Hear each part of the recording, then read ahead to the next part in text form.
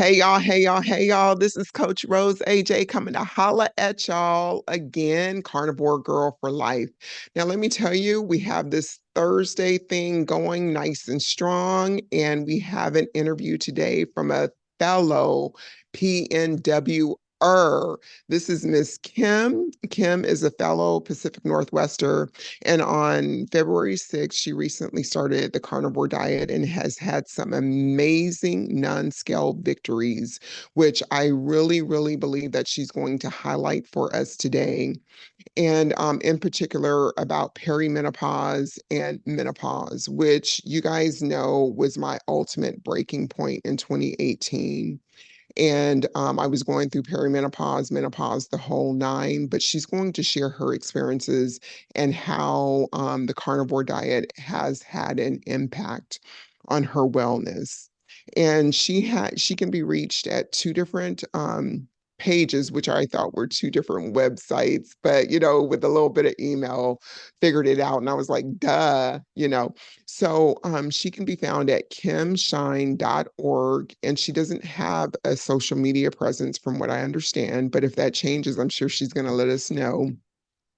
So kimshine.org, and she has My Journey to Health and Meet for Menopause. So let's go ahead, Kim. I'm going to mute myself, girlfriend, and you just take it away. Okay, Rose, thank you so much for that nice introduction. I'm very pleased to meet a fellow Pacific Northwester carnivore. Um, yeah, so I think there's so many of us women that come to carnivore after, you know, pretty intense perimenopause transition to menopause. And I so wish there was someone like you with a podcast like this that I could have found back in 2017 when I started to have my nervous breakdown. Because, as you probably read on my page, I went to a bunch of doctors and none of them touched on food and none of them really got a solution for me. It was hunt and peck, hunt and peck. Here and there, I had to tease out a solution for myself. So, what happened was I had a pretty stressful job for about 20 plus years. And like so many of us, was sort of addicted to physical exercise to help manage the crazy, weight problem that we get eating the standard American diet. I would keep it at bay with like massive amounts of bicycling. And so what I learned after my nervous breakdown is like, mental stress at work, then I was stressing my body out physically with this obsessive cycling. And then what happened is my mom sort of suddenly died. And it was just a tragic, heartbreaking, sudden shock. We were super close. I'm her only child, and we've just been together since my dad died. We're our only family. So it just, those three things combined at the exact wrong time, like the exact time my body is stopping making these hormones out of the ovaries. All of this happened, and it spiraled me down so fast. It's crazy. What happened was like in 2017, November 2017, I had my first, like, I would call it panic attack, where like all of a sudden I was just freaked out about the future, and I had heart palpitations and couldn't breathe. And I'm like, what's going on? And so naturally I looked at the calendar, realized I was 50, and I thought maybe it's hormones. So I started with an OBGYN, and they just looked at my sex hormones and said, you're normal, and sent me on my way. And I'll try to keep a long story short. What happened was, Um, more let, pain.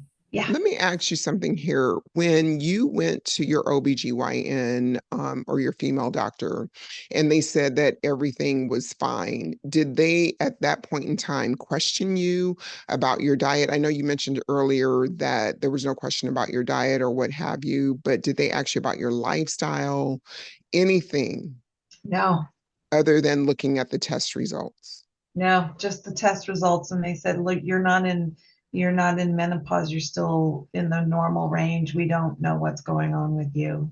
Did And they offer any other resources for you to go out and explore or any referrals to other providers? no, no. And I think it's because at that point it wasn't like a chronic condition, right? Like I had just had the one weird thing. And so I think that maybe I didn't express to them how scared I was with the sudden like change in my thinking and all of that. So maybe it was a miscommunication, but yeah, they just said, no, you're hormonally, you're normal. I don't know what's going on. Maybe. So I left there and I thought, okay, and I felt okay, right? Because it was episodic at that point. And then basically starting in February the following year, it was constant. I had constant high anxiety and punctuated with these panic attacks. And at that point, a friend of mine at work said, go see my wife's integrated medicine doctor. And I thought, okay, yeah, I'm kind of into, I had come from a vegetarian, vegan background, and, raw dried vegetables kind of thing, like juicing the whole nine yards. And I thought, oh, yeah, integrated medicines, Eastern medicine, that's probably going to help me out. There's probably some herb or something that I need. And thank goodness, she did a lot of tests on me. And this is where I started to like have some hope because the tests she did on me were really key. One was genetic, and it turns out I have the MTHFR gene mutation, which, if you know anything about that, it has everything to do with how we detox our body. I mean, we need these methylated B vitamins to help our liver get the excess estrogen out, which I was not doing well because I have this gene mutation. So you have to either take very specific methylated B vitamins because my body doesn't methylate well. And it's the methylated B vitamins that support the liver in the detox process. So she started me on the methylated B vitamins right away. Well, if I had just gone carnivore, I mean, guess what's the richest source of methylated B vitamins? It's meat, right? So I would have been fine probably without these expensive methylated B vitamins if I'd gone full carnivore. But anyway, she got me on the methylated B vitamins. She also realized I was very low in magnesium. She started me on magnesium and omega-3 fatty Which acids. form of magnesium? I've tried them all. Right now, I'm just using Calm, and I don't know if it's the glycinate magnesium. I don't know which form it is, but Okay. some of them. It's a good point. Some of them I reacted poorly to, and even once my adrenals got balanced enough, I could no longer take it at night because it would actually, when my adrenals were toast, magnesium at night helped me fall asleep. But after my adrenals got better, magnesium at night now sort of energizes me. So I do magnesium in the morning now. But I will probably always supplement with magnesium. I just had some labs done in January and I'm still kind of low, even though I supplement every day with it. Um, so bless her heart, she got me on those things and there was some minor improvement. But at no point did we talk diet, and at no point did we talk hormones. And so really that was a band-aid. And all it did was, and she also made me start meditating. She sent me to a psychologist who was good in meditating. And so meditation helped me in the panic attacks for sure. And I learned a lot of techniques there that are very helpful that I use to this day. So I don't want to say that it was a waste of time because it wasn't. It helped me a lot, but like I look back on it now, this is 2018. If I'd found carnivore then, it would have saved me years of struggle. But anyway, what happened was she went on vacation and I had another bad panic attack after a stressful weekend. And she says, look, it was to the point where I was really dark. Like, I'd be chopping my vegetables, and I would be so tired of all of this high anxiety and panic attacks that I'd be chopping the vegetables, and I thought I could just take this knife and shove it into my abdomen and it would all be over. That I'd have no more anxiety, right?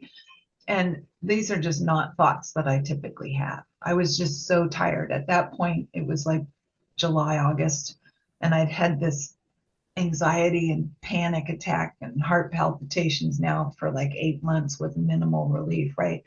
So, so I think that's where I was at when I had that thought that day. Was I was just so tired of being scared. Anyway, she said, "Look, you need to go see a psychiatrist," and she referred me to a friend of hers. And so I went to see him, and to his great credit, he'd listened to me for a full hour. I described every incident that had happened, and I said, "Look, I don't want to go on drugs because I don't want to be dependent on an SSRI or something, but I said, look, if you tell me that that will prevent me from having thoughts like that again, I'll go on those drugs." But anyway, he listened to my whole story and he said, "Kim, I'm so sorry. I don't know what's wrong with you, but you're not clinically depressed and I can't prescribe you drugs." And I thought, oh, on the one hand, I'm relieved because I won't end up on these drugs. But on the other hand, I've got no solution. I'm still back at square one. Can I So, interject yeah. here with him saying that he doesn't know what's wrong with you and he can't give you prescription meds? So I'm on the same team with you. Let's try other things first and foremost before meds, right? There again, as a medical provider, did he offer you additional resources or other avenues to explore? Just anything for you to kind of start mapping it out. No, the only thing I think he said was it might have been him or the integrative medicine doctor. I can't remember which, but after leaving him, they said go to your primary care physician and talk to them. So at least he sent me away with some next steps, which made me feel hopeful. So off to the primary care physician I went, and she tested me for boy, everything. She made me get a mammogram. She tested me for AIDS. She tested me for you name it. And so again, I'm grateful that if that had been the root of it, some infection I didn't know, at least maybe that would have given us a clue. But once more, everything came back normal. And so, she said, well, maybe you just overdid it. This latest panic attack was after this 4-day wedding thing of my nieces that we were all involved in. And she goes, that's a lot of stress, Kim. Maybe you just need to take it easy. But it was persistent. It was constant high anxiety that just robbed me of any kind of hope, for the future. And a few days later, I had another panic attack, and this is where um, stuff actually started to change for me because I didn't know what to do. I was at my wit's end. So I decided I'm going to call that OBGYN office again. And I called them and I said, look, you people say I'm normal, but I am not effing normal. And thank goodness there was this nurse practitioner on the line with me. And she goes, this is gonna sound weird, but I'm going to prescribe you a really, really strong antihistamine, and it's going to help with the panic attacks. And I'm like, really? But she did. She prescribed it. I fulfilled it. I took that pill and it knocked me out cold for like 2 hours. And when I woke up from that nap, I felt like the old Kim, like the Kim from 8, 9 months earlier, right? And I thought, oh, this is the first time I've had a break from this anxiety. It only lasted a half hour, maybe an hour after the nap, but it got me thinking. It got me thinking. I'm like, well, why would an antihistamine help with anxiety? So I typed allergies and anxiety into the browser, and I found a bunch of articles about histamine intolerance. And I thought, oh my God, that sounds exactly like what's going on. And then histamine intolerance apparently is very high in people with adrenal fatigue. And I thought, adrenal fatigue? that's okay. And I researched adrenal fatigue, and then I'm like, oh, that sounds exactly like what's going on with me. And I started on their way of eating, which now remember, I am coming from juicing raw vegan veggie land, right? And what they said is you got to, like, first of all, you got to wake up in the morning and immediately have fuel your body because your body needs energy. And so they wanted, like, breakfast, lunch, dinner, and they wanted a paleo diet. So I had fortunately been completely unable to eat complex carbs with the nervous breakdown. And so I had already introduced, you know, eggs or something along with my veggies because I couldn't do the rice and beans, right? So I started on this paleo-ish diet where I'm trying to eat, and they're recommending all of this protein. So I'm trying to get my protein up because I'd been starving myself with this terrible diet for years. And I got some relief, but it wasn't 100%. And so the adrenal fatigue book that I was reading said, if you have a really bad case of adrenal fatigue, you may need progesterone.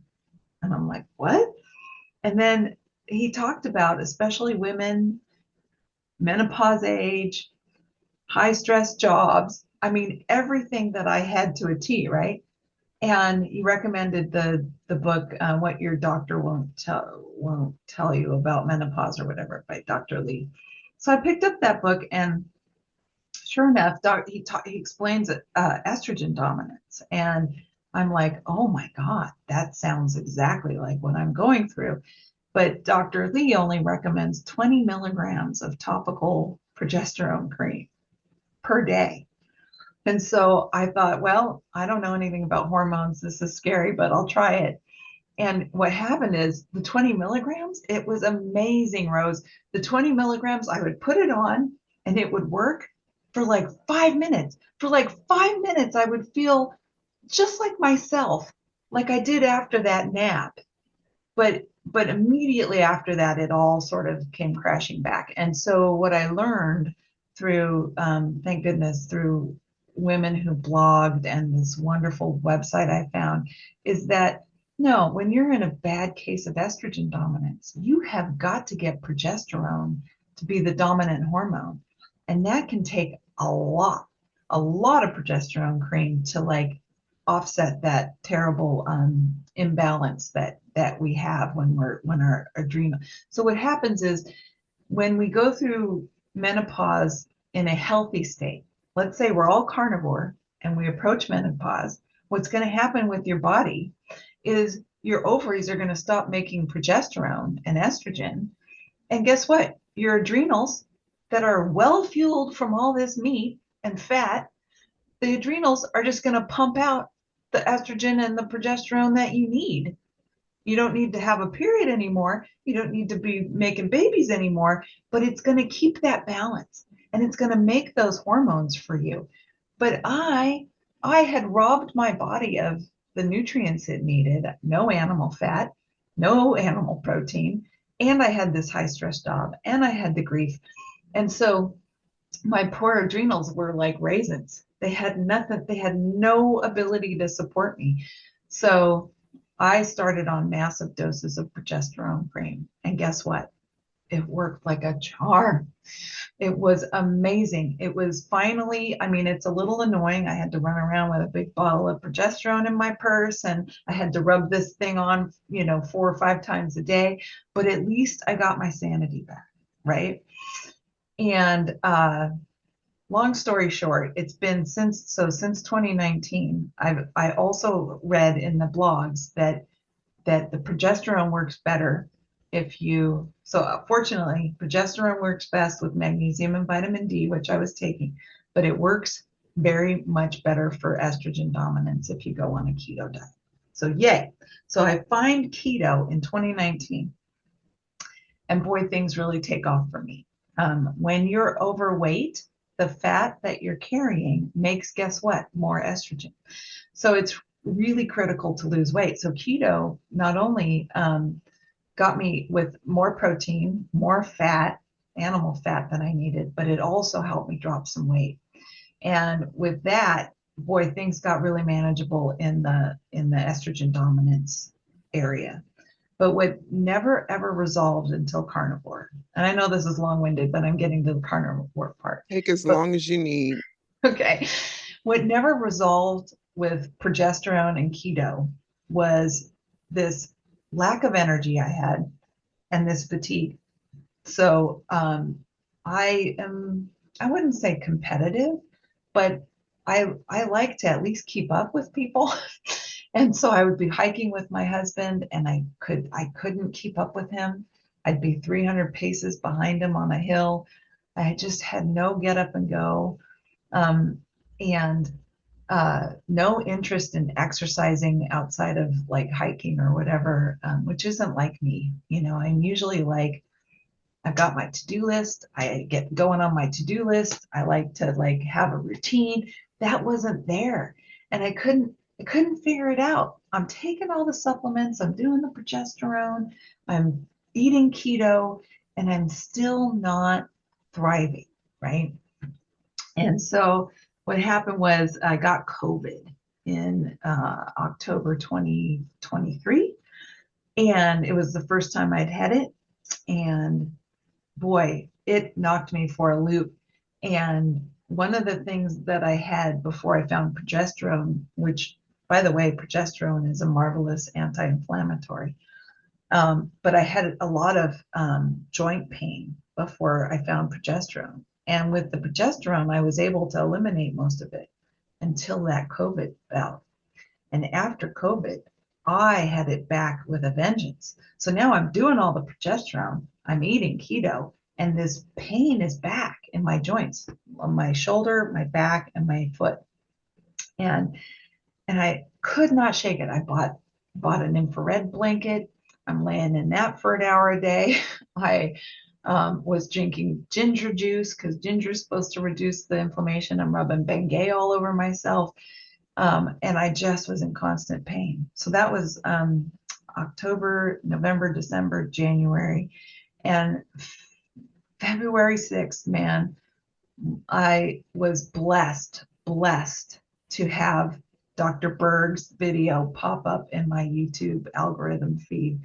I had been following this other keto naturopath for years, and I'd never heard of Dr. Berg. You would have thought that the algorithm would have fed me Dr. Berg shortly after I found Dr. Goldcamp, but no, I followed Goldcamp for 3 years before Berg ever popped up in my feed. But that day, Berg popped up on my feed and that he had an intriguing little video about keto versus carnivore. And I thought, well, I'm going to watch this. He said something like, you know, in the little teaser, you know, if keto's not working for you, let's talk about carnivore. And so he did this thing where he talks about, you know, keto and carnivore, and he was very favorable to the carnivore thing. And he said, look, I'm I'm I'm always going to want people to be keto because you know, he still believes in the vegetable thing. But if you're having a hard time with keto, you might try an elimination diet and try this carnivore thing. And boy, that registered. And I thought that that might be the answer to this inflammation thing. And then the next video was Dr. Barry, and forget it. It was all over after Dr. Barry. I was in hook, line, and sinker. I think I don't even remember which video it was, but it made absolute sense that this was how we should be eating. At this point, before finding Dr. Berg and Dr. Barry, my diet was so simple. I thought it couldn't get any simpler. It was just like meat and eggs, and I'd have like 2 ounces of blueberries, 2 ounces of stewed carrots, and then like some sort of cruciferous vegetable at night. I mean, I'm not doing all the keto cakes and keto treats and keto bars and keto. I mean, that's how simple my diet was animal protein and those vegetables. But so, you know, I don't know what jumped out at me with Dr. Berry, but it made perfect sense that these vegetables could be interfering with the goodness of the meat. And then I found Chafee after that, and that boy, you know, plants are trying to kill you. Absolutely. I tell you what, I was about to go on a trip. to Indiana. And I thought maybe I should wait till we get back from the trip. It's going to be so hard, the plane and I thought, no, I want to try this now. So I started 2 days before the trip. I started on carnivore. I told my husband, if you want vegetables, I'll buy them, but you got to cook them because I'm going all in. I'm just doing meat. And he thought I was crazy, but um, I tell you what, I even packed. This I didn't get to share on Dave because I didn't think about it, but I even packed a little 2 ounce tube of Bengay. And I'll tell you, the carnivore worked so well, so fast for me that the pain in my shoulder and my back and my foot was 100% gone. And I never even opened that Bengay on that trip. So, so I knew something was up. I knew something was up that these guys had hit upon something important and true.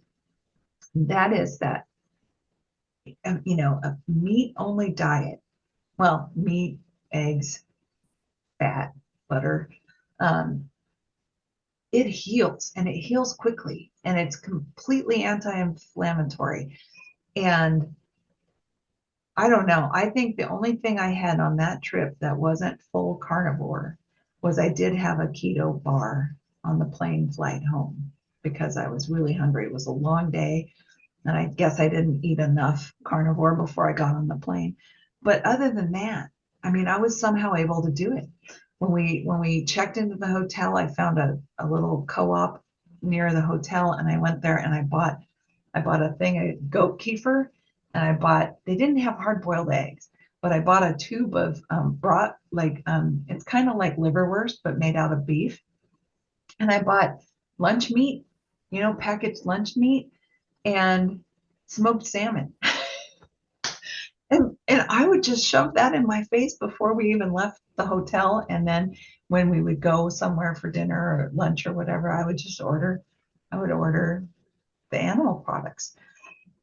No, thank you. No, no bun, no salad, no, no, no. And it worked. It worked, and it was easier than I thought it would be. Yeah. I'm doing another trip in May, and it's much longer. It's 3 times as long. It's 12 days. And so right now, Rose, right now, out in my living room, I have my dehydrator. Now this is my dehydrator that I bought so that I could slowly dry my fruits and vegetables so they would remain raw. And now I am using it to make meat.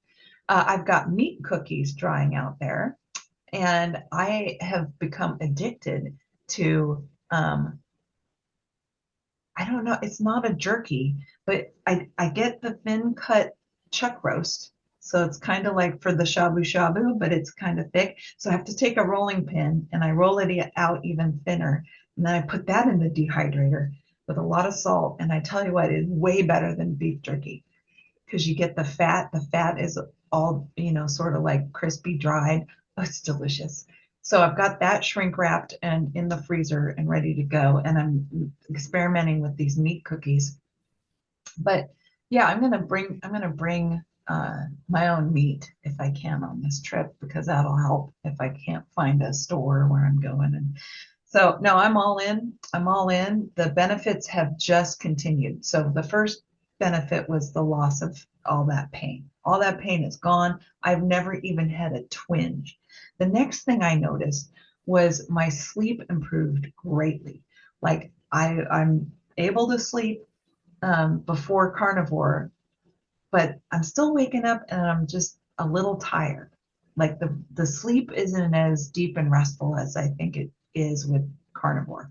With carnivore, I go out faster, and when I wake up in the morning, I am like, bing, ready to go.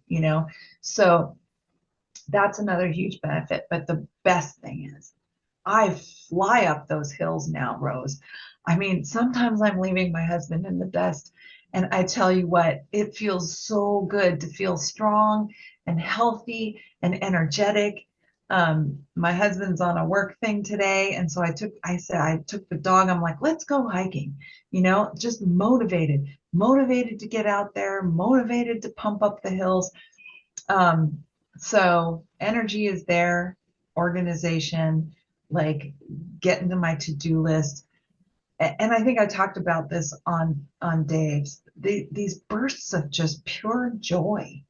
You know, when your body is getting this intensely good, nourishing goodness from the food, everything works better. Your serotonin, your dopamine, your all the neurotransmitters. My brain is so happy, so happy today. I was just like piddling around in the kitchen making these meat cookies, and I was so happy.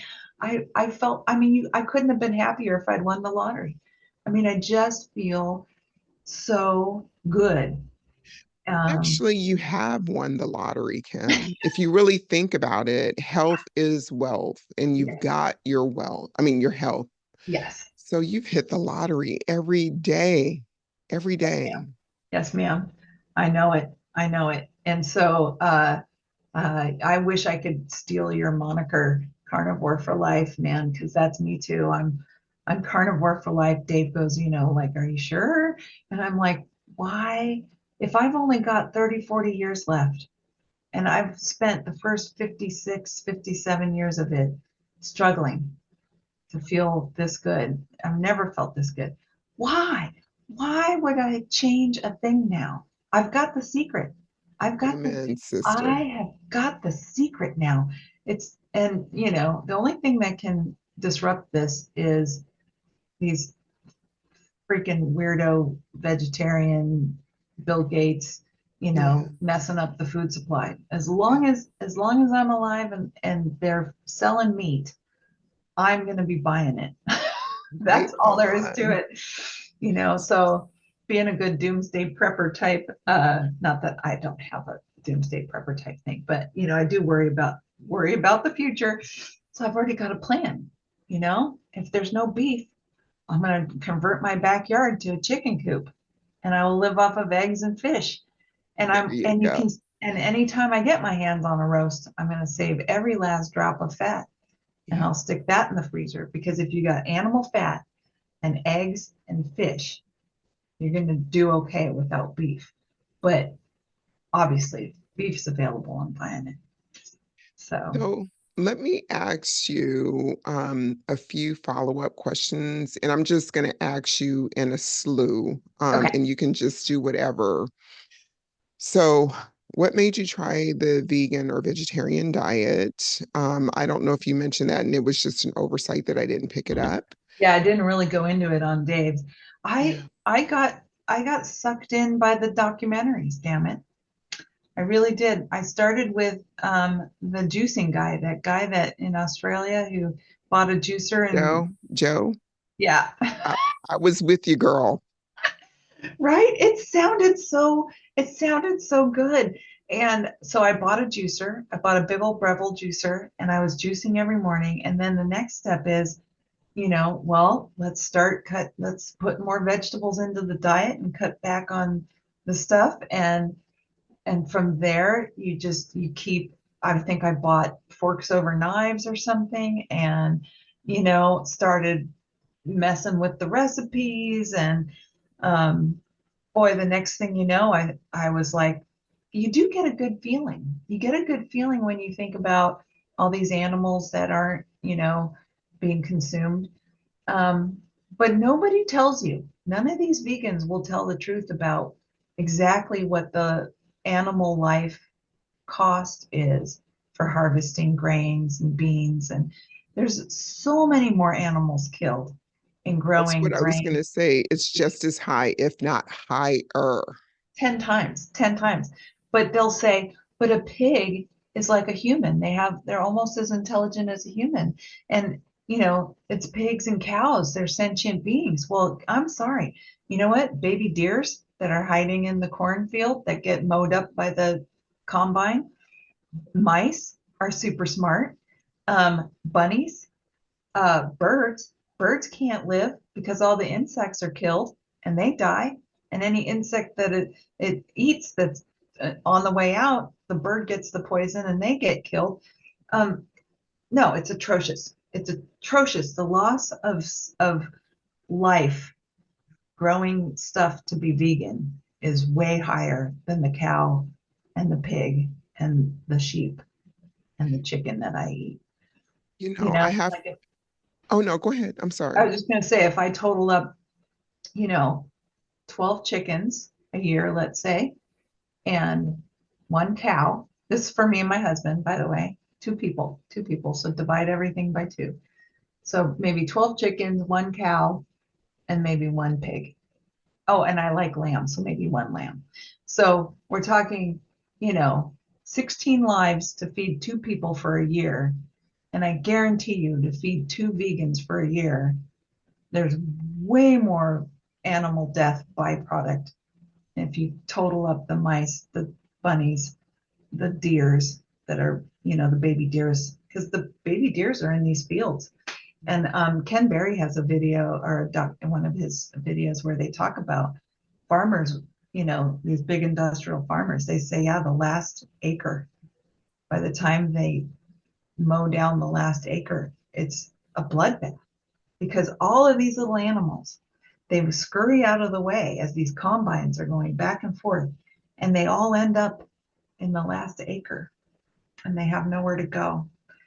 And, I mean, at least the animals that I'm eating, they're going down humanely because I do shop at, I have to admit, I shop at PCC and Whole Foods and I look for the animal welfare. And so they go down humanely and, you know, it's 16 versus hundreds and hundreds of these little defenseless and they're nourishing two bodies for a whole year.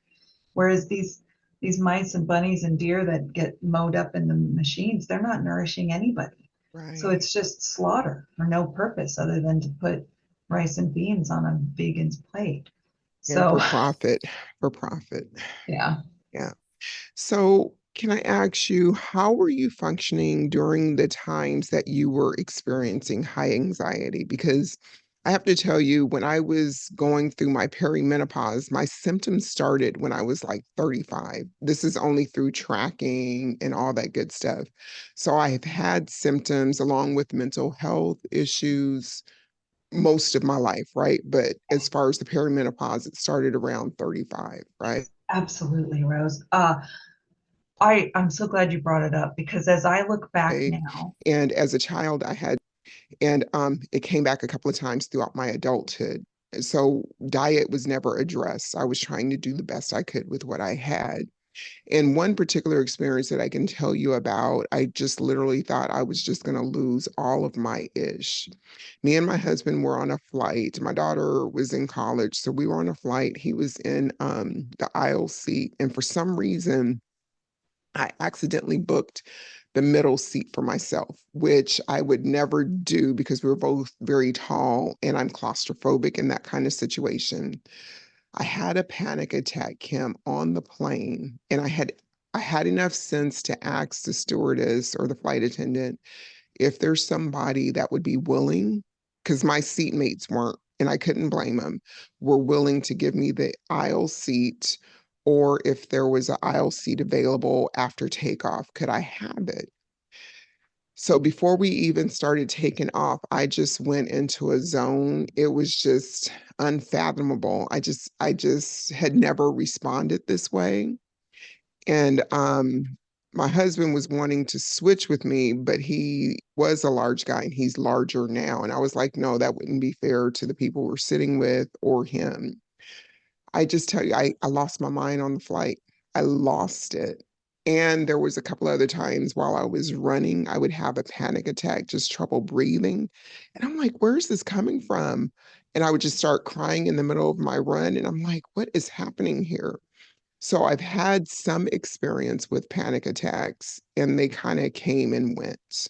They didn't stay with me like they sounded like they stayed with you for blocks of time. So, how did you deal with that? Were yeah. you working at the time? Were you seeing someone? Did you have alcohol? I mean, how did you cope with that? No, I have been clean and sober for 37 years, so alcohol was not an option. I tell you what, though, I wish it had been like, because maybe I could have endured better. But no, I'll tell you what I did. Prayer. So prayer. I prayed through these panic attacks.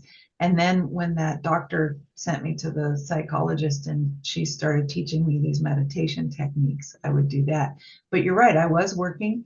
I would my at one point I had a panic attack starting in a big meeting that we were in, and my boss after that meeting he goes, Kim, you have to pull it together. You can't be like that in meetings.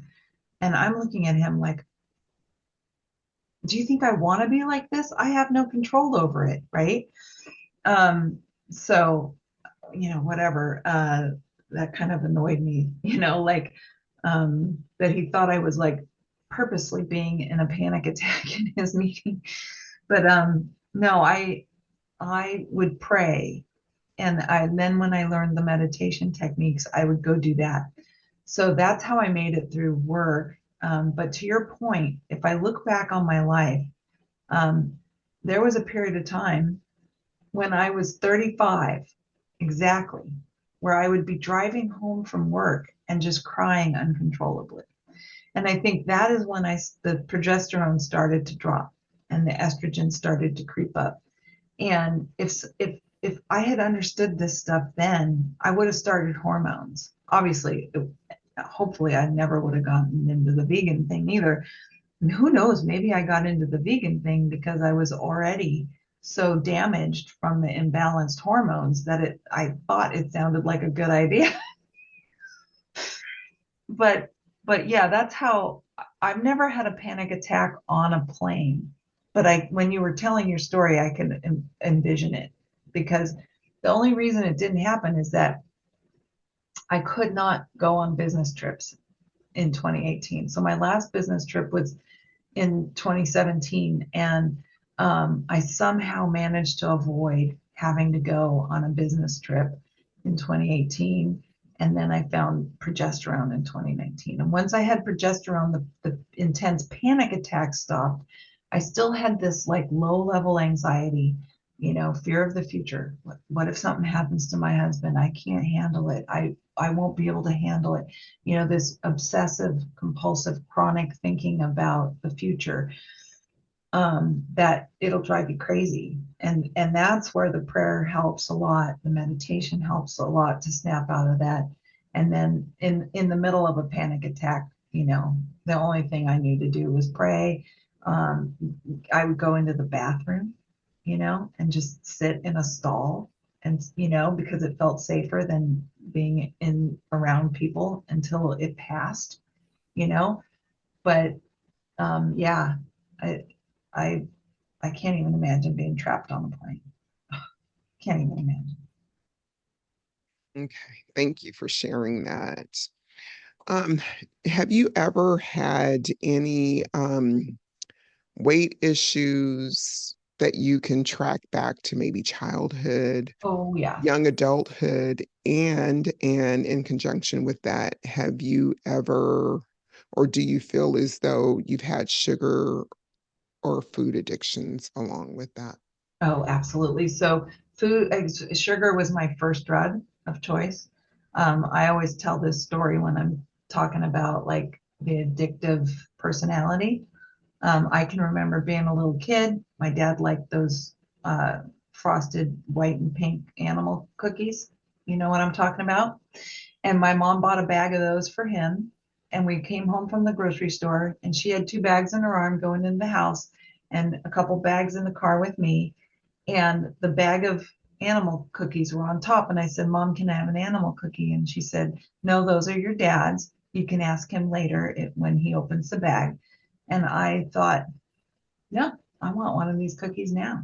And when she went in the house with the groceries, I grabbed the bag off the top of the grocery bag. I ran around to the back of the house. I shoved as many cookies in my face as I could, and I tried to hide the rest of the bag. That's who I am. So, yeah, I was addicted to sugar. My dad got sick and died when I was 11. And so I can trace my use of food back to his first stroke when I was 8. So if you look at my childhood pictures, I'm a pretty normal sized kid up until 8 years old. And then when he got sick and we started, having all the stress of taking him to doctors and all the surgeries and all of this, sadness around the house with him being ill, I just started shoving the food in my face. So yeah, I've yo-yoed my whole life. I spent probably 96 to 2006, I was 220 and I'm like 150 now. So I carried an extra 70 pounds for 10 years. Um, and I lost all of that weight doing the calorie in, calorie out thing and exercising. That's where the obsessive exercising started. I've never gone back up to 220, but I do creep up. I have in the past crept up to like 180, 185, and then I'll get back on it. I'll bring it back down. So yeah, yo-yo dieting is a thing. Sugar addiction is a thing. It's a real thing. I absolutely am a card carrying sugar addict, and a little bit passes my lips and I'm just obsessed and I will go off. So I know that. Fortunately, keto kind of solved that for me, so I've been keto since 2019. So I really haven't had any sugar since 2019. Um, but I do know I will polish off a pan of brownies if there's sugar in it. I have no control. So yeah, I mean, I will eat this way for as a carnivore forever because I don't ever want to feel bad again. But I sympathize with the people who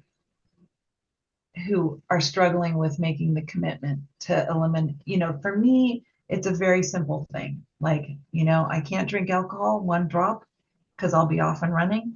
I can't have sugar, one drop, I'll be off and running. So if people can get to that point, then carnivore is not seen as a sacrifice at all. First of all, it's the most delicious way to eat, hands down. I mean, bacon. I just bought the other day, Rose, I bought beef fat from the store and I just cut it up and put it in the oven and baked it. It's delicious. I don't know how anybody could feel deprived on this diet, but yeah, the people that don't have to do this to save their sanity and their life, they're going to have a hard time converting to this lifestyle. But everybody needs to because it's the proper human diet. Right.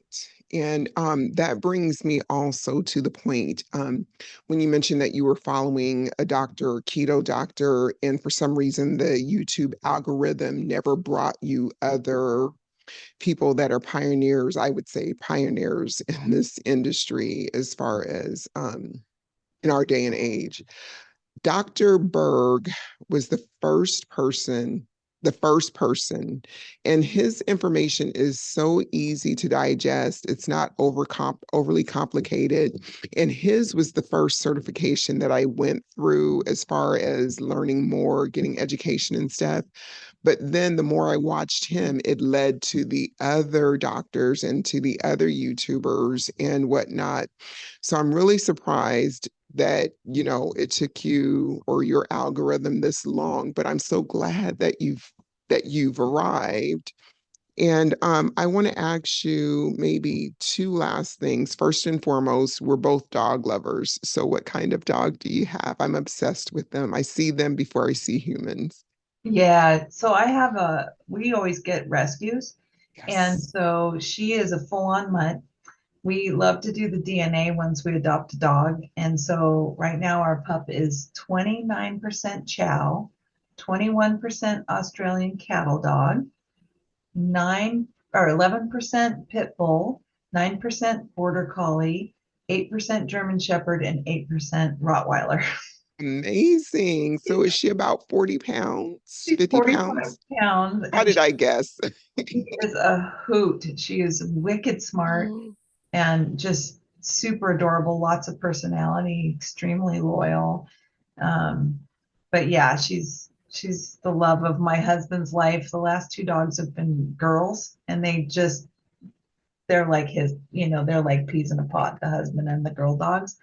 My dog was a boy, ex-racing greyhound. His name was Tyson, and I always say after my husband, he's the love of my life. Yes. But yeah, so I need to get a boy dog next time so I can have that closeness again. But I mean, she likes to snuggle with me and stuff, but she's absolutely obsessed with my husband. She will follow him around the house all day long. What's her name and how old is she? Oh, her name's Dory. I'll see if I can find a picture of her. Her name's Dory. She came with the name Beth, which Mm.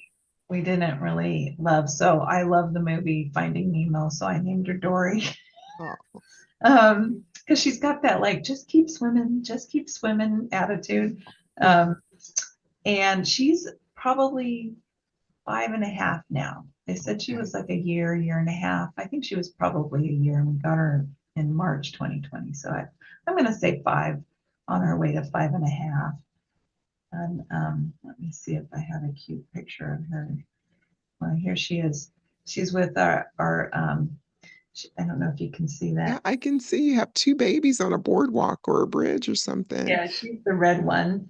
Um, Okay, the other one is beautiful. her cousin Ellie from my husband's brother's dog Ellie. Yeah. But let me see if I can find a better So one. you guys use a halty too, huh? Yeah, yeah. I We love them. Yeah, we had to with her because she just was going, and it really does help control them. Now we yeah, probably could use a collar, but she just loves she's good with the halty.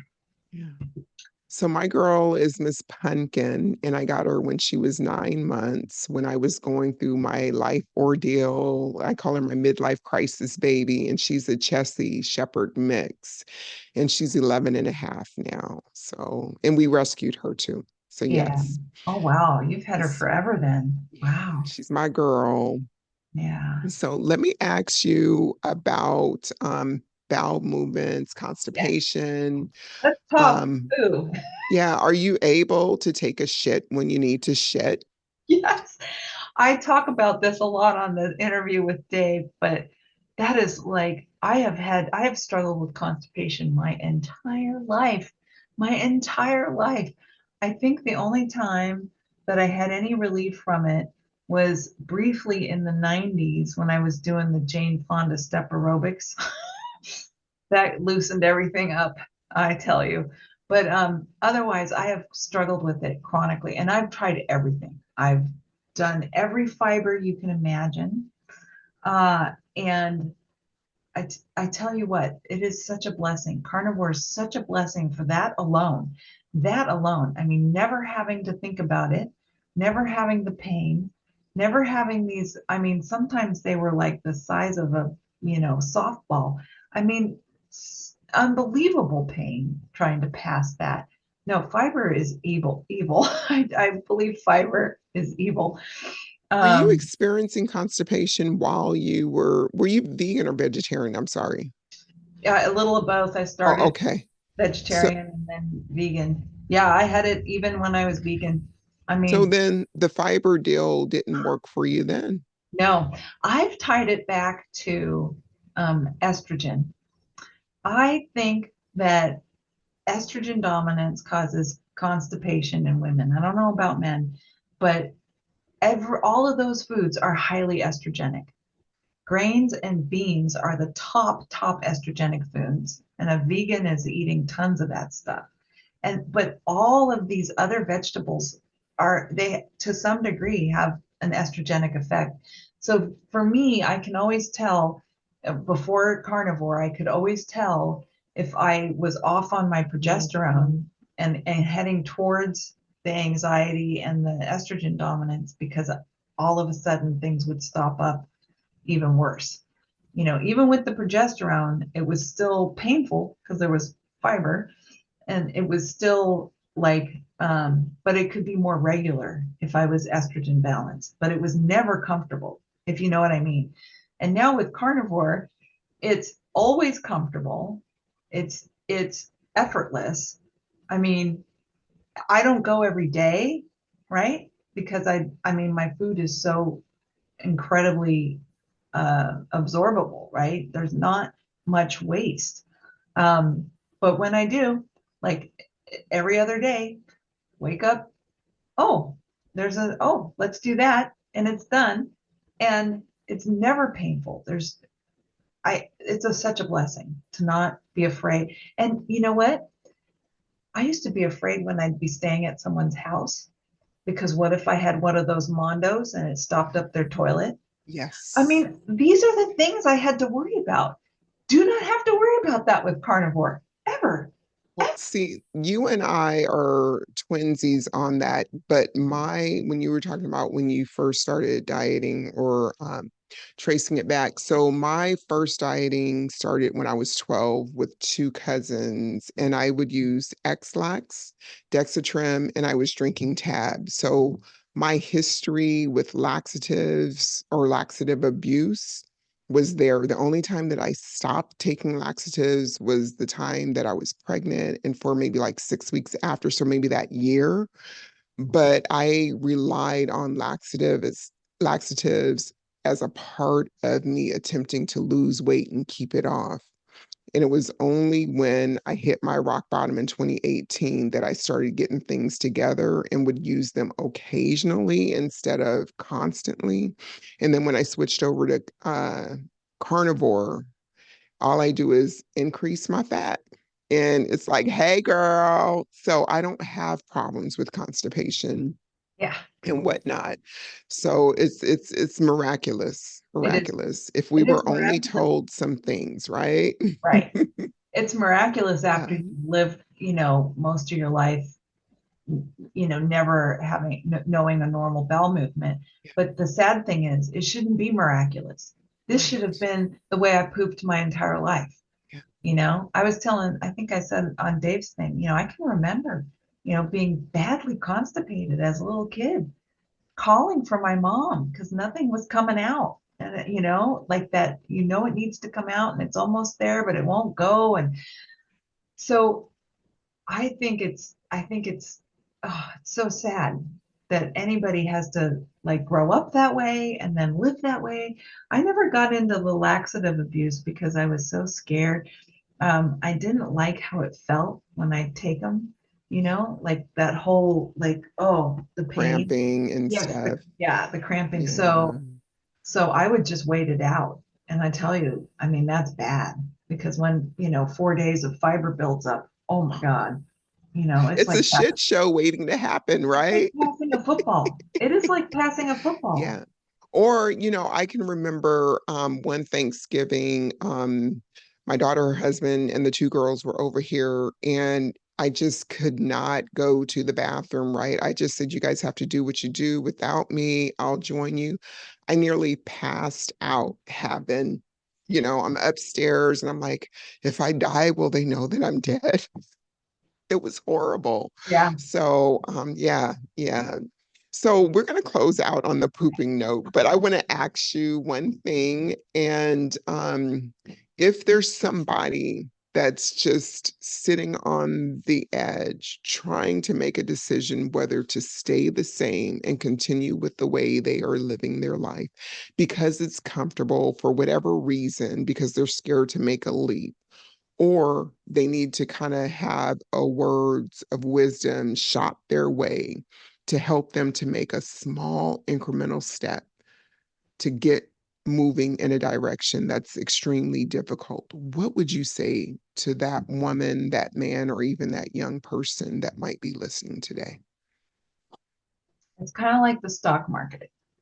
If you've ever bought a stock and at the low and it's gone up and you've sold at the high, you know that like waiting around, if you hadn't bought when you did, you wouldn't have seen the gains that you got, right? So it's kind of like that. I mean, if you're on the fence and you're trying to decide if you should do this, it's like it's like buying Apple at $20. I mean, I'm not kidding. Just do it. Just do it. You won't be sorry because when you get 2, 3, 4 weeks into this thing and you realize how incredibly good you feel, it's like I said, it's like you've won the lottery. I mean, don't deprive yourself of that. right? Don't deprive, start now. And if it seems too daunting, like you're eating bread and donuts and cookies, just start by eliminating one thing. Like I started like years ago, years and years ago, when I started to wrap my head around, could the things I eat be contributing to my weight? I identified wheat and dairy as my two biggest trigger foods. So maybe if you're on the fence and you don't know what to do, pick one food that you know you can't control and just commit to eliminating that one day at a time. And once you feel so good because you've gotten off the wheat or the dairy or whatever the thing is for you, then make a commitment to go a little further, right? Maybe back off of something else. You don't have to do it overnight, but you have to start right away, right? Right. Right. And then just make a commitment, like next month, I'm going to give up ice cream, you know? And the other thing I would say is find a substitute for that thing that you are giving up. So for me, bacon. If I couldn't have bacon on the carnivore diet, I don't know what I'd do. Because sometimes if I got a craving for, I don't know, almond, some sort of keto almond snack I used to have, I would say, but I can have bacon, and I'd go have a piece of two of bacon, and then I'd feel like I feel satiated. I feel happy. I had a treat. So so find something that, and I tell you what, that you know, broiled beef fat is now my new bacon. That Right. stuff is Oh, yummy. So so yeah, you can do that. You can find your way, but start today. thank you Start. so much for those words. And like you said, just start wherever it's most comfortable. Just start today, work on something else after that. So that's very good words of wisdom. Thank you, Kim. All right, friends, as we close out this interview, I just want to remind you guys that Kim can be found on kimshine.org, and she has Meet for Menopause that ladies over 35, 40, just take a glance at it, read some of her notes. It's phenomenal, and it won't take you 6 months to read. And there's lots of resources on there. And you can also find her journey to health. It's entitled My Journey to Health. Okay. So, folks, I thank you so, so much for tuning in to another Wellness Thursday. And if you have any questions, please reach out to Kim or holla at me, your sister girl. Please like, share, and subscribe. And if you have a story that you want to share, please go ahead and send me an email or list something in the comments so we can connect. Take care, guys. Bye bye. Rose.